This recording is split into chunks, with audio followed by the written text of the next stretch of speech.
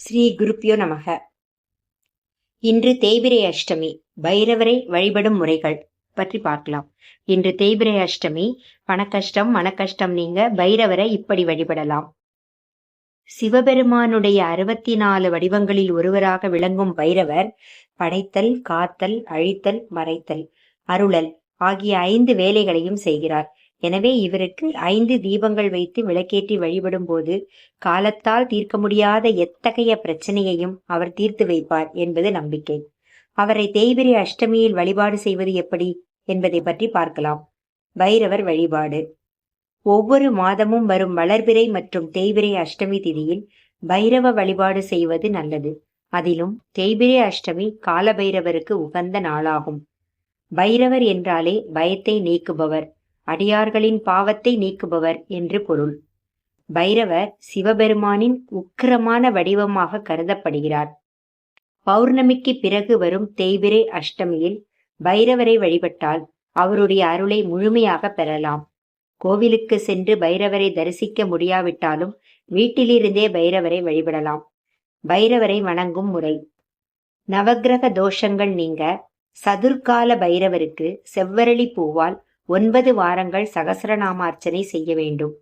வறுமை நீங்க அஷ்டமி தினத்தன்று மாலை நேரத்தில் வில்வ இலைகள் மற்றும் வாசனை மலர்களால் அஷ்டோத்திரம் சகஸ்ரநாமம் அர்ச்சனை செய்து 11 பைரவ தீபங்கள் ஏற்ற வேண்டும். இழந்த செல்வத்தை திரும்பப் பெற 11 அஷ்டமிகளில் பைரவ தீபங்கள் ஏற்ற வேண்டும். பைரவ தீபம் என்பது மிளகை சிறு மூட்டையாக கட்டி நெய் அல்லது நல்லெண்ணெய் ஊற்றி தீபம் ஏற்றுவதாகும். சனிதோஷம் நீங்க பைரவருக்கு 9 சனிக்கிழமைகள் சிவப்பு நிற பூக்களால் அர்ச்சனை செய்து 4 பைரவ தீபங்கள் ஏற்ற வேண்டும். திருமணத்தடை நீங்க ஞாயிற்றுக்கிழமை அல்லது ராகு காலத்தில் திருநீர் அபிஷேகம் செய்து மிளகு வடை மாலை சாற்றி அர்ச்சனை செய்ய வேண்டும்.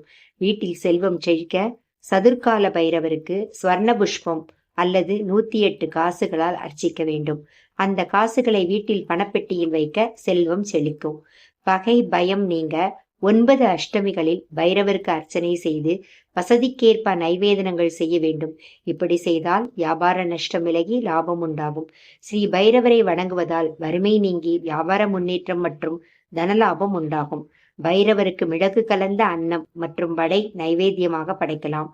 அனுமனுக்கு வடைமாலை சாற்றுவது போல் பைரவருக்கும் வடைமாலை சாற்றி வழிபடுவது கூடுதல் பலன்களை தரும். பைரவரை வழிபடுவதால் கிடைக்கும் பலன்கள். எப்படிப்பட்ட பணங்கஷ்டங்களும் நீங்கும். பெண்களுக்கு ஏற்படும் உடல் மற்றும் மனரீதியான பிரச்சனைகள் தீரும். தொழில் வியாபாரங்களில் நேரடி மற்றும் மறைமுக எதிரிகளால் ஏற்பட்ட பாதிப்புகள் நீங்கும். வருமானம் பெருகும். தீராத நோய்களும் தீரும். அஷ்ட ஐஸ்வர்யங்களும் கிடைக்கும். ஸ்ரீ பைரவ காயத்ரி. ஓம் ஸ்வானத் வஜாய வித்மகே சூலஹஸ்தாய தீமகி தன்னோ பைரவ பிரசோதயாத். ஓம் சூலஹஸ்தாய வித்மகே ஸ்வானவாகாய தீமகி தன்னோ பைரவ பிரசோதயாத். ஓம் திகம்பராய வித்மகே தீர்க்கதீட்சனாய தீமகி தன்னோ பைரவ பிரசோதயாத். நன்றி.